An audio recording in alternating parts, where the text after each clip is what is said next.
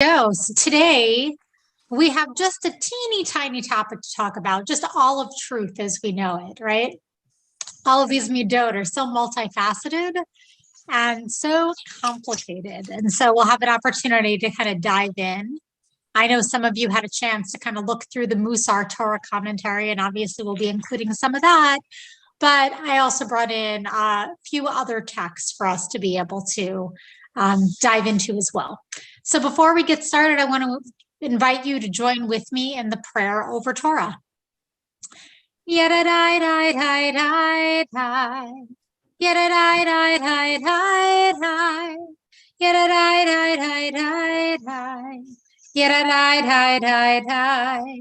Baruch atah Adonai Eloheinu melech haolam asher kitshanu b'mitzvotav v'tzivanu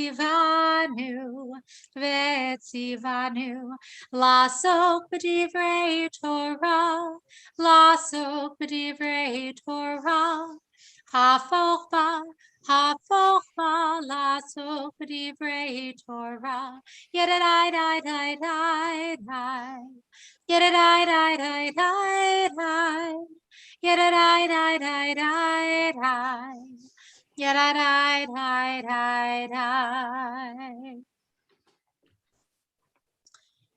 So I know we're going to be talking about emet, or truth, today.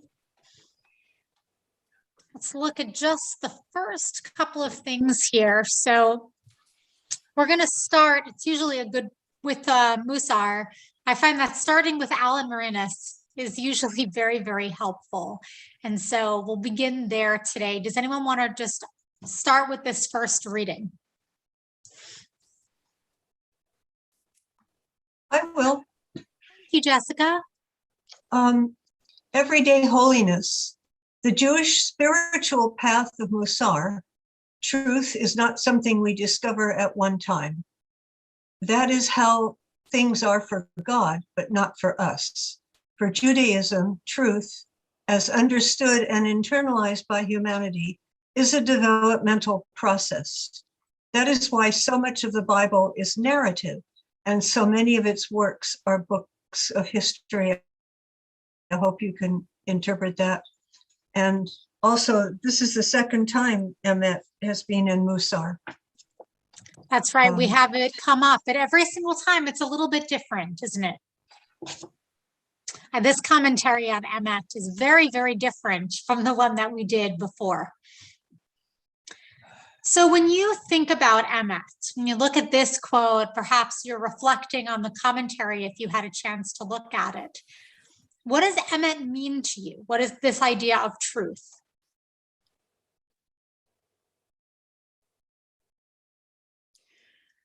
Living an authentic life. So it comes with some sort of authenticity. That's beautiful. Yeah, Jessica. Well, there's different kinds of truths. I mean, there's scientific truth and historical truth, and the truth I tell you because I was there and I saw it. And, I mean, I don't know what kind of truth you'd call that, but it's a type of truth. And I guess according to this, there's God's truth too. Yeah, so what do you think is meant by God's truth as opposed to the other kinds of truth that you might have just, and this isn't just you, Jessica, certainly answer, but it's open to anyone, of how does God's truth differ from other kinds of truth? Well, we can't always see the big picture, and I think God's truth is really talking about the total picture over millenniums and timeless. And so that's not something we can easily comprehend. Beautiful. And we'll definitely get back to that within this. Yeah, Jessica. I think that God's truth is the truth that God has decided is true. God says, this is true, therefore it's true because God said it's kind of circular thing here, but it's true because God said it's true because it's true. So God said there be light and there was light. God said this is true and therefore it's true.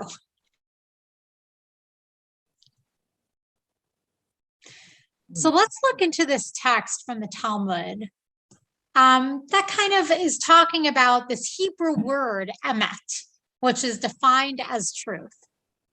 It says, and Reish Lakish said, the letter Tav is the last letter of the seal of the Holy One, blessed be God. The Tav is the last letter in the word emet, or truth. It's this letter right here. Rabbi Hanina said, the seal of the Holy One, blessed be God, is truth, which ends with the letter Tav. Rabbi Shmuel bar Nachmani said, the letter Tav teaches that these are people who observe the entire Torah from Aleph to Tav. And mentioned this within our commentary as well. Rabbi Carol Glass mentioned this. But if you look at the Hebrew word for truth, which is emet, it's the first letter of the Hebrew alphabet, the middle letter, and the last letter, Aleph, Mem, Taf. And so there is this kind of inclusive component of truth. It's not just one piece of truth, rather it's bigger. And I'm reminded there's a book that Brad Hirschfeld wrote called You Don't Have to Be Wrong for Me to Be Right. And in it, he uses the metaphor of an elephant. And now one person touches the trunk and says, oh, this thing feels rough and is long and is slender, right? Someone touches the toenails and has a very different impression on what this thing is before them. Someone touches the ears and it feels something different. Someone touches the back. And so everyone is speaking to the truth that they're experiencing, but there is a larger truth that encompasses all of them. So does anyone want to read this text here by Rabbi Carol Glass? And I know it's like this particular commentary feels very philosophical. So if you're not following all of it as it's going, that's okay. We'll talk through it. Yeah, thank you so much, Sari. Okay, so truth, emet is a way of being. Okay. Emet, most often translated as truth, is not primarily about the correctness of one's vision of the world, nor is it the opposite of falsehood, nor that which can be substantiated with facts. Emet is a way of being in the world. It is as much an exercise of the heart as it is an exercise of the mind. Pure or absolute emet, however, is not humanly attainable. It is, as Rabbi Kushner puts it, God's way of seeing the world. Based on such teachings, emet became one of the Jewish names for God. Within the world of Musar, there is more than one approach to the midah of emet. Some teachers favor what I'd call a classical definition of emet, teaching that the midah focuses on honesty and reliability. Other teachers understand emet to be the midah of inclusive, respectful regard, both for what is apparent and for what remains undetected, for what is obvious as well as that which may elude us or be hidden from us. Right, so the last time we talked about emet, we were focused more on this first notion of honesty and reliability. And this time, the focus is definitely on this latter explanation of inclusive, respectful regard, both for what is apparent and what remains undetected. And somehow these two things are linked. So where do you think the linkage of these two different ideas comes in? They seem to be very situational. And Alan Marinas, in his book, Everyday Holiness, he talks about emet as being situational. Truth depends on the context in which it is.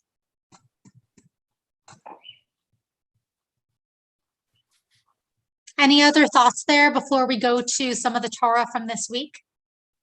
Yeah, I think truth is maybe on a continuum, based upon what lots of you have shared, several of you have shared about our life experiences, so that when you listen to perhaps the innocence of a child, that truth, and then as that child grows older, that truth evolves based on life circumstances. It's a way, I think, it's a dynamic, I think truth for me is becoming a dynamic process. When I apply it to the law, if I were sitting as a jurist having to determine the truth, as hard as I would try to do that, or to do that as best I could, I also know that my impressions or life experiences would infiltrate in that process. So I guess mainly I was just thinking about the concept that obviously has been brought up before in our Torah studies, but it was brought up in the beginning about how the Tanakh is largely a narrative and historical document, and how that is being used as an example instead of so much lists, where besides the 10 Commandments, you don't often get very explicit, like here is how it's done. Even out of the 613 mitzvahs, many of them seem to be derived from, we heard this story and we think based on this that this is what this means. And I mean, it seems relative to the fact of how we're talking about truth, because obviously if you're learning things through stories, you're understanding that things are not so black and white, considering also that many of our heroes like King David and other stuff certainly have many flaws in their stories, but they're not portrayed as not being heroic despite it. Yeah, so there's so many different components here to keep in mind. I was going to say real quick too, the truth is for others is if you tell a story of something you did back with your cousins 5, 10 years ago, 20 years ago, and you tell the story now, there's always a different perspective now, right? As people grew, they remember the story a little different. The wall was a little bit bigger. The mountain they had to climb was a little bit higher, you know, like, and stories of what people did and their participation will change, not change, but just their perspective. And it's also people's stories or other people's perspectives on a story is also different sometimes. So that goes back, like, if very beginning of the commentary for this week, I didn't include this text. It was a quote from Lawrence Kushner at the very, very top of it. And I closed the Kindle book, so I can't even show it right now. But it spoke to exactly that. Like, it says, a fact is something that, okay, 2 + 2 is 4. That's a fact. You just kind of accept that. But a truth actually changes you.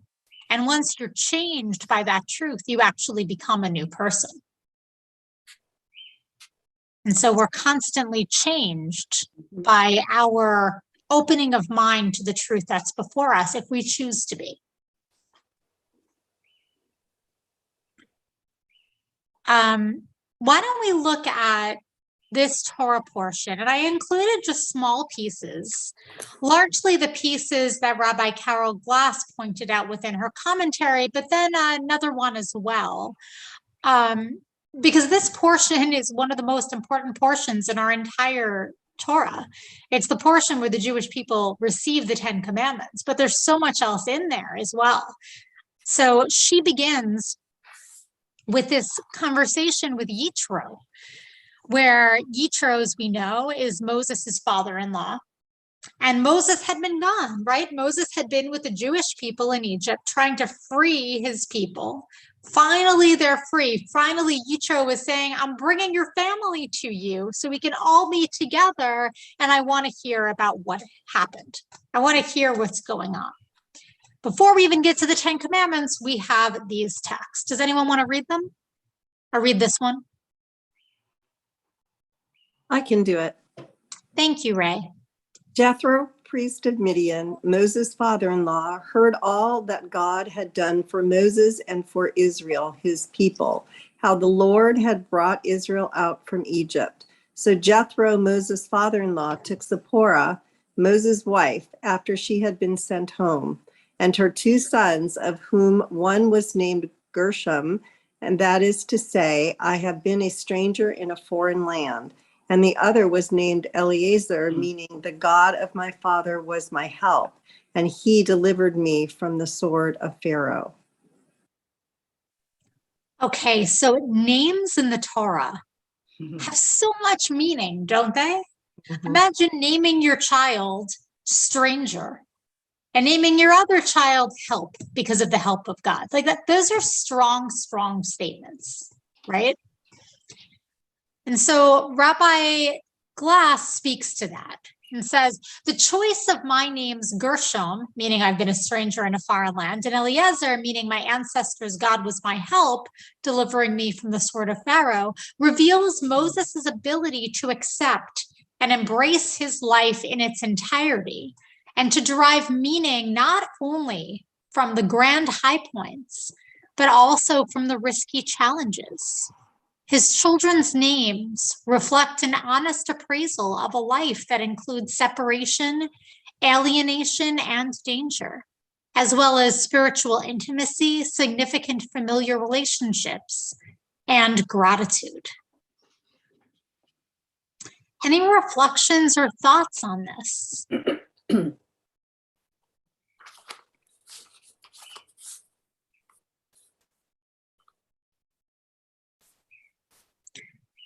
Like, it's really kind of an interesting thing for him to not only focus on these challenging moments, but to actually name a child by them, right?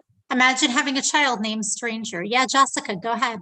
Well, nothing profound here, but I mean, those names sort of summarize the entire story of the Israelite people. We were strangers in a strange land, and then God delivered us from the sword of Pharaoh. And that's, you know, the whole story in 15 words. I didn't count them, but somewhere in that area. Yeah. Well, it's interesting that you would name your children that, because then you have your children's children under many, many generations saying, why was my father, whatever the relationship is, why were they called a stranger in a strange land? They were born in that land. You know, you would, the stubborn child would say they were born in that land. Why are they saying that? But it does force a conversation and the potential of telling a history over many generations, because often a child is named after his father, after his grandfather, after his great-grandfather. Yeah. That, look, being able to pass on that history can be so important. I think sometimes as human beings, we might want to focus on the good, right? Be able to say, this was a proud moment in my life. This is what I want to focus my energy on. This is what I want to be passed down. This is what I want to be remembered.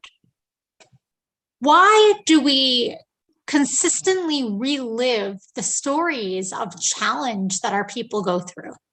Why is it so important for Moses to name his children names reflecting this really challenging moment in history? I have a feeling he did that so that we will remember what happened. So it's his way of telling the truth. No matter how long we lived in Egypt, we were strangers in a strange land. No matter how long we were there, no matter what we felt when we left, we thought about, oh, I should have gone back. Remember with gratitude, God. That's the truth. The truth is you are a stranger. The truth, you were not you're not embodied in the land. That was not where you were supposed to go. So the truth is that God rescued you. So that's what we remember today. That's what we say every Passover. So that is the truth we live by today, and have lived by that for a long, long time. Mm-hmm. Yeah, Jessica. yes, I think what Larry said was exactly right. And I think this is a teaching document for us, because we will look, standing at that time, back in Moses's time, looking forward, we will be strangers in foreign lands many times over. And we will come under the swords of many pharaohs. So I think this is also teaching, because in the future, the descendants will look at this and say, oh yeah, it's happening again. How did they deal with it? You know, did God save them? Will God save us? So it's also, I forget the word for that you learn from. Pedantic. No, that's the wrong word, but you know what I mean. Yeah, Sari, go ahead. Thank you, Jessica. I think what she's saying too, and what it's saying is that history repeats itself. And so have we learned anything? What have we learned? So it's a reminder too, that we need to learn from each experience that we have moving forward, so that we could lead, like I said initially, more authentic lives, and with gratitude for what is. That's beautiful. And I'm going to push everyone a little bit right now for a second, which is that we have been going through quite a lot, right? This pandemic that we've been going through, where sometimes the language that I hear is, I just want it to be over and go forward and for things to be normal again, right? This horrific incident that took place this past Saturday, where perhaps we just want to put it from our minds and move forward, and it's in the past and let's go. But this Torah portion, this piece right here, and I'm not saying that's true for every one of us, I'm just saying societally, these are things that I hear sometimes, right? But what this portion is teaching us is no, give yourself time to focus on them, learn from them, recognize that there is a learning to be taken from them, and that only by really being able to authentically, I'm going back to your words, Sari, right? Be able to really authentically reflect and allow this experience to shape us in some way. Can we really be whole moving forward? Can we really take these lessons and turn them into something positive? Can I add something? Please. It says in the book, the Midah of Emet asks us to assess, judge, inform, teach, speak, observe, listen, and incline all our thoughts and behavior toward acknowledgement of the fullness of life in all its complexities.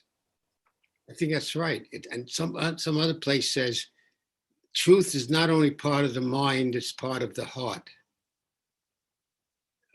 So it's not only what you know, the facts, it's also who you are, what your experiences are, what your feelings are. Yeah, it's more expansive, right? Hence this teaching about Emet being inclusive of the entirety of the Hebrew alphabet.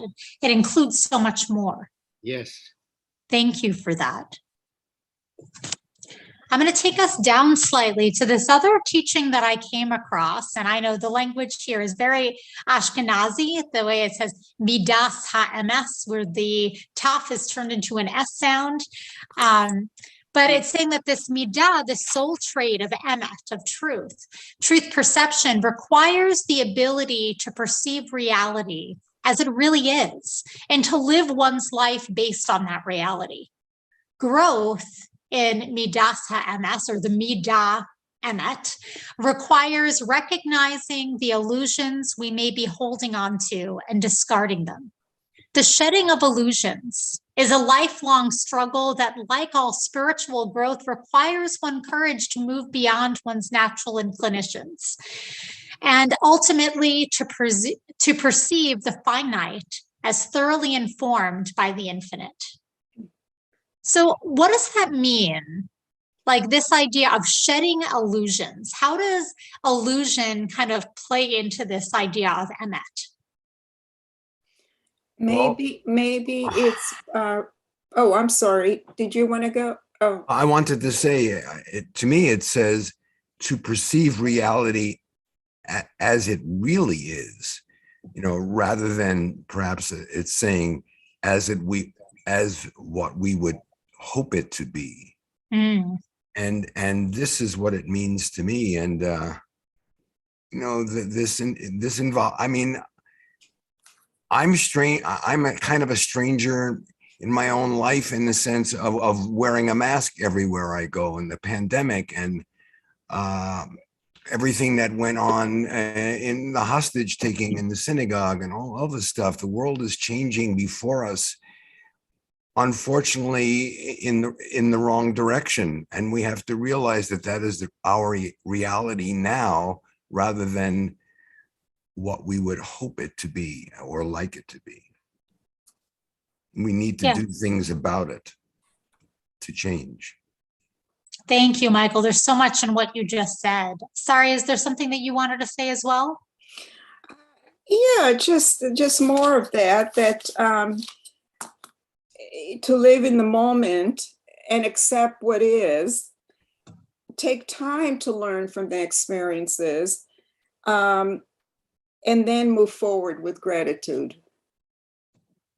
Yeah. Sometimes in our lives, we might want to see the world through a different perspective.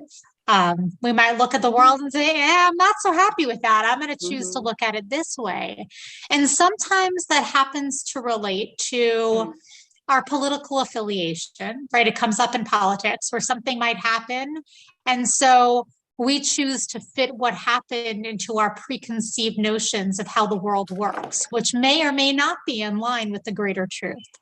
Sometimes it happens because we feel such a discomfort with something that we'd rather hold on to our hope of what we wish it was, or our understanding from the past, and get reminiscent of what it used to be, rather than living in the present and acknowledging what is currently here. It's such a hard thing to do, right? Can I say something? Yeah, please. Sometimes wonder, we see things and God sees things. That's the infinite. We're the finite. Does the infinite see things differently than we see them? Of course. So what's the truth? What God sees or what we see? Well, this is saying emet, if the idea of emet, like there's multiple truths, like Jessica was saying, right? But that the midah of emet is something that is from God's perspective, that is from a broader perspective. It doesn't mean that our truths of our experiences are incorrect. It's just the idea of the midah emet is referring to a larger truth. Right. That's really, really something to think about. What God sees. Yeah, I'm going to take, yeah, sorry, go ahead, Frank, you first. So I was going to say, is it, how was I going to put this now? The truth is that I think someone else was just saying this, I get the truth, I gain the truth because of my life experiences. And then can I say that all of those were godly life experiences to teach me the truth, or were they just life experiences? And I maybe now might be more jaded towards the world, right? Because of life experiences. So I guess that's kind of where I'm trying to find what the truth would be, is to follow the path that everything I went through or anything people go through is to gain knowledge to help another human being or some, that's the God path. And then the other way would just be my ego. I don't know. I guess I'm getting off topic a little bit. Very good, Frank. Yeah, I mean, it is, but it isn't, right? Like ego can take us away from the real truth because we're so focused on ourselves that we're not like taking in a bigger picture, right? Mm-hmm. There's a lot to wrestle with there. There's a lot of questions in what you just said. And I think we need to continue to sit with it and grapple with it and maybe come back to it as we're going through some of these texts that I'd like to take us through now. But thank you. Thank you so much for bringing that in. So shortly after the text that we read a minute ago from this Torah portion comes this. So it says that Moses went out to meet his father-in-law. He went out to meet Yitro, and he bowed low and he kissed him, and each asked after the other's welfare, and they went into the tent. And then Moses then recounted to his father-in-law everything that God had done to Pharaoh and to the Egyptians for Israel's sake, all the hardships that had befallen them on the way, and how God had delivered them. And Yitro rejoiced over all the kindness that God had shown Israel when God delivered them from the Egyptians. Blessed be the Eternal, Yitro said, who delivered you from the Egyptians and from Pharaoh, and who delivered the people from under the hand of the Egyptians. Now, when we look at this text, it might not seem all that significant, and yet there's a few things that Rabbi Glass points out here.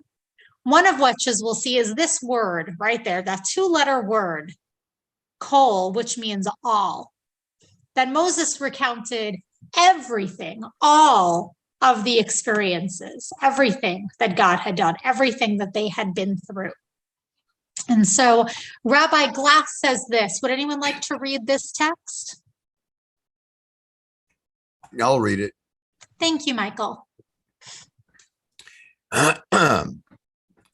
Moses again applies emet, whole picture awareness, as he reports to Jethro regarding all God has done for the Israelites in Egypt, during the Exodus itself, at the Reed Sea, and during the journey so far.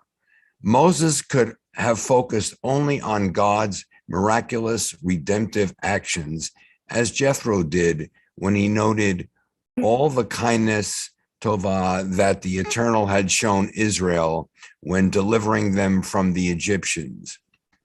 But Moses does not whitewash the history or describe only what is exciting or beneficial or safe to say. Instead, Moses mentions all the hardships before sharing the story of deliverance. In this way, Moses is teaching us that when we benefit, it behooves us to take note and acknowledge the possible losses that occur as a result of our gains. This type of mindfulness can be applied to numerous other trade-offs in life. For example, when we are given an honor, others who were passed over may have lost an opportunity that could have changed their lives. Or when our clothing is inexpensive, it might be because the people who are making it are not paid fairly. Okay, so being able to acknowledge the good and the bad, the entire truth, not just the trunk of the elephant, but the elephant in its entirety. So when we read this, especially this last piece, because I think that can be really, really hard, right? We go shopping, we get a great deal. We have this beautiful new blouse that we're so happy about. And then we have to live with the truth that the reason we got such a great deal is because someone else is being mistreated. That's hard, isn't it? Yeah, there was a thing recently where there's an online store called Shein that a lot of people who are younger like to shop at. And my girlfriend liked it a lot because she could get things for like $8 or $9 and it was really nice. But she had to stop shopping there because it came to be that like a lot of the cotton was being sourced and some of the labor is being sourced from northwestern China, where people are being thrown in concentration camps and used for forced labor. So obviously she had to wrangle with that and decide to stop doing the thing that she liked because she just couldn't be comfortable with what was happening. Mm-hmm. And we live in a world in which there are so many of those ethical dilemmas, right? And we have to make choices based on a more complete truth than perhaps sometimes we'd like to have to wrangle with. So it pushes us and really, really pushes us. Alan Marinis, another piece from his book, Everyday Holiness, which if you haven't read the whole book, I really encourage you to because it's so beautifully done. I think I've read it 3 or 4 times now, and every time I find new things in it that I didn't get the first go round. That he writes, truth is delicate. Its fabric is so easily stretched and torn. Truth is versatile. Look at how many causes will readily sacrifice truth to some other goal. Truth can be simple, but more often it is deceptively complex and not always singular. And as the altar of Navarijak teaches, We are easily confused about truth because truth can appear before us in the guise of falsehood, just as falsehood can show up in the trappings of truth. Just going to give you a second to read that again. Yeah, Jessica. I'm just reminded of Mark Twain. Truth is not hard to kill, but a lie well told is immortal, or something like that. But a well-told lie is immortal. And what about that text sticks with you? That quote. Well, it really, really applies to recent historical events, not just the previous administration and what's happening now, but the Holocaust and the Nazis. Everything was built on a bed of lies, and they knew it, and they knew that if they said it often enough and well enough, it would be believed. It being the lies about the Jews and the Roma and everybody else they set their sights on. That's what resonates for me. That truth is very fragile. Wait, you just said that, didn't you? Delicate. Truth is very delicate. Has to be protected like a baby. I'm sorry. I think it's a challenge of knowing when truth is truth. Particularly as an older person, where a lot of people would really like to get a whole lot of your money by convincing you that something is true when actually not only is it not true, it is also detrimental. And I think that happens a lot. I'm thinking of all of the things that are made in China by people who have no right to speak out and no way of being reached, and how that truth of how they are really treated comes to light. I mean, there are enormous challenges in knowing what is true and what is false. And there are some things where what is true for you is not true for somebody else. Sometimes it's simple as what you eat, Yeah. And if we have an experience, we might generalize it to a greater truth when our experience actually is not the normal experience, whatever normal means, but it's not like the more common experience that people have, but it's still our truth, right? Mm-hmm. Yeah, it's. I don't think there is a absolute positive truth and nothing else. I think truth is extremely flexible and extremely situational. That doesn't, and not as a cover up for that, but my truth and your truth could be very, very different for very, very different reasons, and both of them true. Does that make mine false and yours true and the reverse? Well, no, it doesn't. Can I say something to that? Yeah, please, Sarah. Yes. So what I wrote a minute ago, just going further on what she said, is that could truth be subjective? Mm-hmm. And I think that's what you're trying to say. And so it's also based on your life experiences, isn't it? Mm-hmm. And what you want to see at the time. I mean, just what you want to see. And it goes back to the beginning when I wrote something jotted down about judgmental, see things. They were talking about seeing things that are evident and not evident, and so it goes to what your life experiences and, for instance, how you perceive what a person says. Mm-hmm. And, it could be very negative, but if you look at it from their point of view, it's quite different. You see it as maybe they insulted you or, but perhaps that's not it at all. So here we go. It's very subjective. And so I think it's also teaching us to not be judgmental, but to try to see what is not quite evident, not quite so simple, you know, and see it from a point of view that doesn't just benefit you. And that last piece that you just said, sorry, is some of what we're going to be looking at with the texts that come ahead right now, because all of it, there's so much wisdom in everything that's already been said. I want to turn to this story that I found. I've heard many times before. I couldn't find the original source, but I did find it in a Sefaria sheet by Aaron Filmus. And he writes, 2 men came to a rabbi's study to settle an argument. The rabbi's wife was also seated in the room. One man explained his complaint to the rabbi. The story is such and so, and he has to do this and he has to do that. He gives a fine account and argue his case clearly, and the rabbi declares, "You're right," as if he's saying, "That's true." Next, the other man presents his side. He speaks with such passion and persuasion that the rabbi also says to him, "You're right." After they leave, the rabbi's wife is distraught and says to her husband, "How can you say that both of them are right?" The rabbi strokes his beard and thinks long and hard and finally says to his wife, "You know, you're right."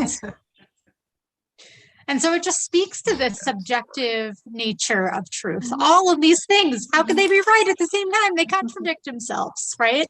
This idea, like Alan Marina said, that truth is not always singular. I think there's also a challenge of understanding what the other person is saying. If we think of how many ways we've talked about what does the word emet mean? What is truth? That there are so many misunderstandings because you think you've explained yourself and the other person has a totally different point of view, and a valid point of view. Again, words can have so many varied meaning and so many situational meanings. It's very challenging to listen carefully to what someone says, particularly if their background and experiences are radically different from your own. So important, yes. Can I grab? So, yeah, please. Frank and then Michael. Okay, and I've been really tooling with this, like how to bring 2 different people's truth to. So let's use policing. We have police will pull over 7 people because they smell marijuana in their car. 1 out of those 7 people, they'll find a gun on them. The rest of us keep saying, stop pulling over people for smelling marijuana, stop being oppressive, all that other stuff. The other Americans are saying, no, we want to catch the guy with the gun, right? That's their truth, is that no matter if this is like, and that's where we have to start looking, you know, at different people's perspective. They see truth in that they're getting one guy off the street with the gun. The other part of us are saying, hey, but you're messing with 6 other people to do it. Right. And who's right? Who's wrong? What's the truth? You know, I feel they're oppressive. Other people say, I just want to be safe. So I think that's by taking the 2 different truth, you know, I don't know, just a thought. It's a great example. So we have laws in our society and they're written down. And, but if we're saying truth is not always singular, so what is the truth? The truth is interpreted and colored by opposing attorneys and witnesses and whatever, but then there's a judge and a jury. I mean, I don't at this point know what is true and what is the truth. Great question. I want us to hold on to that because I think there's a few texts that we're getting to that will speak to that a little bit. And I don't know that they're going to give an answer, but they will speak to that. Yeah, Thank Jessica. you. Thanks. Well, I always thought that, well, I didn't always think, but I learned that truth, if somebody makes a statement that you can falsify, then it has the potential of being true, because if you can take that statement and say, well, I'm going to construct an experiment that proves that it's either right or wrong, then that statement falls into the true false category. But a lot of times people make statements that you simply cannot falsify, like the existence, like JFK coming back and JFK Jr., you know, how, or UFOs, or there are lots of examples of that. So that's what I think that basically truth is. it's something that falls in a falsifiable category. I mean, the existence of God is not falsifiable. So, who knows if God exists? Some people. Right, or even if that's the right question. Yeah. Yeah, absolutely. I want to take us to this other text, which speaks to exactly what we had just looked at a moment ago. And this is not going to answer your question, Michael. It's just going to take us a little further in. So in the Talmud, Eruvin, Rabbi Abba stated in the name of Samuel, for 3 years, there was a dispute between Beit Shammai and Beit Hillel, meaning the house of Shammai and the house of Hillel, two different rabbinical houses. And you might have heard this text many times before, right? The former asserting the halakha, the law, is in agreement with our views, and the latter contending the halakha, the law, is in agreement with ours. Then the bat kol, the voice of God, issued God's voice announcing the utterances of both are the words of the living God. They might be diametrically opposed, but they are both correct, God says. And then the text goes on. I didn't include this part, but the text goes on to say, yeah, they're both right, but generally we side with Rabbi Hillel. And why do we side with Rabbi Hillel? Because Rabbi Hillel always gives respect to Rabbi Shammai. Before Rabbi Hillel offers, before that house offers their views, they first give deference and respect to the truth that might be contained by Rabbi Shammai, even though they don't agree with it. And for that reason, that's why we're on the side of Hillel. And so what does that teach us, right? They're both right, but we side with Rabbi Hillel because there is a willingness to enter into dialogue. Not to say I'm right, therefore I'm closing myself off, I'm always right, but rather to say, okay, maybe I have something to learn from you, and this is how I feel.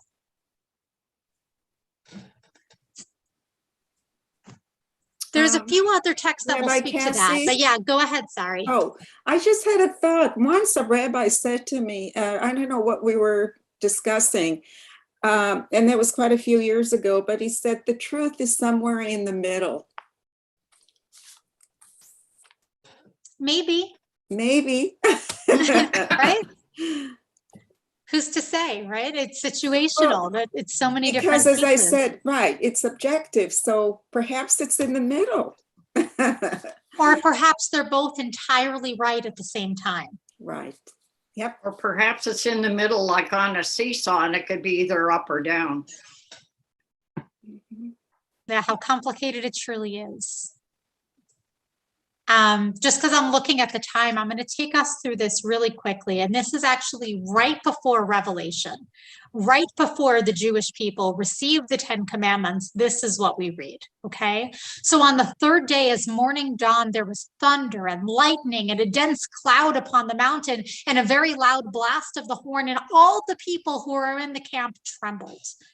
Moses led the people out of the camp toward God, and they took their places at the foot of the mountain. And now Mount Sinai was all in smoke, for God had come down upon it in fire, and the smoke rose like the smoke of a kiln, and the whole mountain trembled violently. The blare of the horn grew louder and louder, and as Moses spoke, God answered him in thunder. The Eternal came down upon Mount Sinai on the top of the mountain, and God called Moses to the top of the mountain, and Moses went up. And when we're looking at this revelation, what ends up happening, of course, is that Moses is about to go up this mountain again to receive the 10 Commandments. And then what ends up happening? God starts immediately into the 10 Commandments before Moses gets a chance to go back up. So every single one of the Israelites receives the 10 Commandments from God. That's what follows these texts, right? And Midrash Shmot Rabbah teaches, Rabbi Yochanan said, when God's voice came forth from Mount Sinai, it divided itself into 70 human languages so that the whole world might understand it. All at Mount Sinai, young and old, women, children, infants, according to their ability to understand. Moses, too, understood only according to his capacity. As it is said, Moses spoke and God answered him with a voice that Moses could hear. And And so if that's the case, right, if we take these texts and we start to apply this to truth, what we come to understand is that every single person is connecting to this godly truth, that this idea of emet in a slightly different way. Moses wasn't able to connect to all of it. None of us are. And so the Sifat Emet kind of extrapolates upon that a bit more and says, every person has his or own piece of Torah. The complete Torah was given to the Jewish people as a whole. However, each person has a personal teaching, his or her own Torah inside them. This is hidden within the soul. There is a piece of Torah that can be learned from every person. So if we're looking at that, what that essentially means is that there is a greater truth, but we cannot attain that truth on our own. The reason that Hillel was uplifted above Shammai is because Hillel was willing to engage. Truth changes over time. It's situational, it's complex. And so how is it that we can connect to emet, to truth? By being in conversation and by learning from one another, by being inspired by one another's pieces of Torah. Because all of us have a curriculum. All of us have something to learn. And perhaps the person right next to us, the person in this Torah study with us, can teach it to us. And that's why we have advertisements and public relations. I wanted just to end with this poem that was inside of the Torah portion, or the Torah commentary, because it's really interesting and it brings in a lot of these components, I think. So does anyone want to read this, and then we'll shut down our shared screen just to be in conversation? Yeah, please go ahead. Truth is only discovered in the moment. There is no truth that can be carried over to the next moment, the next day, or the next year. Truth comes into the non-seeking mind fresh and alive. It is not something you can carry with you, accumulate, or hold onto. Truth leaps into view when the mind is quiet, not asserting itself. You cannot contain or domesticate truth, or if you do, it dies instantly. Truth prowls the unknown, waiting for a gap in the mind's activity. When that gap is there, the truth leaps out of the unknown into the known. Instantly, you comprehend it and sense its sacredness. The timeless has broken through like a flash of lightning and illuminated the moment with its presence. Truth comes to an innocent mind as a blessing. Truth is a holy thing because it liberates thought from itself and illumines the human heart from the inside out. Wow.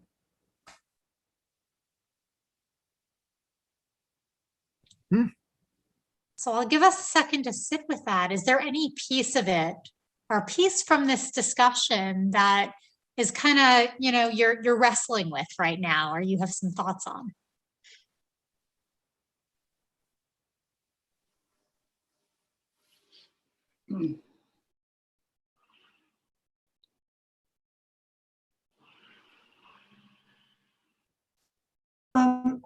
Rabbi? Yes, please, Jessica. What does it mean there is no truth that can be carried over to the next moment, the next day, or the next year? What does that mean? That sounds silly to me, actually, because there are truths that we carry over. Otherwise, we couldn't exist. We couldn't function. Yeah. So, Michael, do you have an answer to that? Do you have something you wanted to say?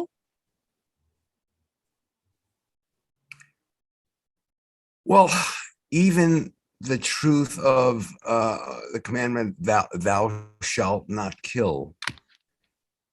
I mean, true, but in self-defense, you might have to kill to preserve your own life. I'm only, and that would be the truth in that moment.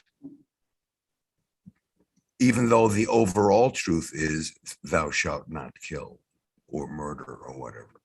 I don't know why that came into my mind, but. Well, is that a truth or a rule? I don't know the difference. We said truth is situational. Yeah. So that means it changes. Change. Right. Yeah. Okay. The fabric is flexible. So all the words we've said up to now say truth is not just fixed. It's Right. just not Oh, fixed. I always And get it. I think that's what it's trying to get to here. Sorry, Catherine, were you saying something? I'm just looking at this. Truth leaps into view and the mind is quiet, not asserting itself. And truth prowls the unknown. But it says, when the gap is there, the truth leaps out of the unknown into the known. Instantly you comprehend it and sense its sacredness. The timelessness is broken through like a flash of lightning and illuminated the moment with its presence. It doesn't say that truth is absolute at all. This somehow brings to mind I think it's from Buddhism, but it says you can't step in the same stream twice. And it's really saying there's always a new beginning every instant, every moment. And so it is with truth, because with truth, there's always a new beginning that we have to choose. Yeah. Sorry, go ahead. Yeah, I think also what came to mind is in regards to science and what is happening right now with the pandemic. A lot of people blame the, Fauci, the scientists, that, oh, well, they told us one thing. Well, truth can evolve as, more research is done and so forth, and builds on the previous truth, but builds on it. So things are bound to change. I mean, that's life, So we have to consider that. And it's not that they lied to us, but now there's more knowledge based on new research. So that made me think of, what's going on right now, Absolutely. how truth is evolving, Yeah, Barbara, go ahead. Oh, I was just thinking exactly what Sari just said, that the truth of the pandemic and the new discoveries that we have and what science keeps coming up with does evolve. It keeps evolving every day. And that's a perfect example of this, really. Thank you. If you think of science, in science, we believe Newton's law. We also believe Einstein's law, and then we believe quantum theory. So it all depends on how you're looking at the universe. If you're looking at the big universe, it's Newton. If you look at what's really happening in the world, it's Einstein. If you go further, it depends on who's observing what the truth is. That's quantum theory. So truth is depending on who you are, where you are, when you are. That's the way it is in science. Like maybe that's the way it's in life. Yeah, Frank, go ahead. And I build on it. I think truth is acceptance. Accepting where I'm at right now is a truth. Accepting that people aren't always going to make me happy, right? And to have lower expectations on other people. That's the truth. My mom was a drug addict. I had to accept that that's who she was and never think she's going to be anything different. That's the truth. And if I expect her to be different, then I'm setting me and her up for a resentment. So let me stick in the truth and accept her for who she was, that type of thing. Yeah. So accept the truth. And there's so much in that. I'm looking at the time, so I just want to kind of bring this together. And one of the other things that kind of came out from those lines that Jessica, you were so right to highlight in that poem, right, is that Torah is often compared to truth. And so what does that mean, right? Is there an unmovable kind of truth that Torah is? Sometimes people look at the Torah and say, well, this is how it is supposed to be. This is how it was. This is truth the way it was written. And so we need to follow it the same way it was written thousands of years ago. But what this is teaching us is, no, that's not true. The Torah is living and breathing. It too is situational.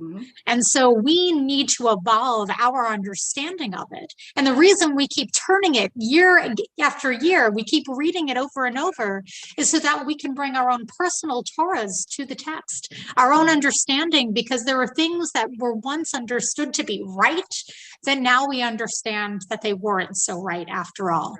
And may we continue to grow and expand our truth so that You know, we can really get to the heart of the sacredness that really is there in our faith. So I just want to thank you so much for all of your insights, all of your thoughts and reflections. It is such a delight to study with all of you. And I look forward to it again next week when we're going to be moving into the next Torah portion. Yeah, thank you, Rabbi. You're- Bye, everyone. Good being with you.